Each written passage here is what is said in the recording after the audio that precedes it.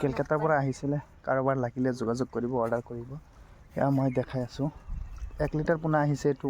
প্ৰায় 5 লিটাৰমান আহিছে আজি এইটো পুখুৰীত 1 লিটাৰ ডেলিভাৰী কৰি আছোঁ এয়া চাই থাকক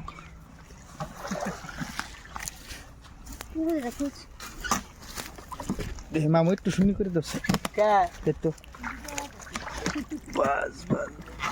বাস বাস বাস আল্লাহ নাম দিতে দেবে দিনা না লাগিলে না তো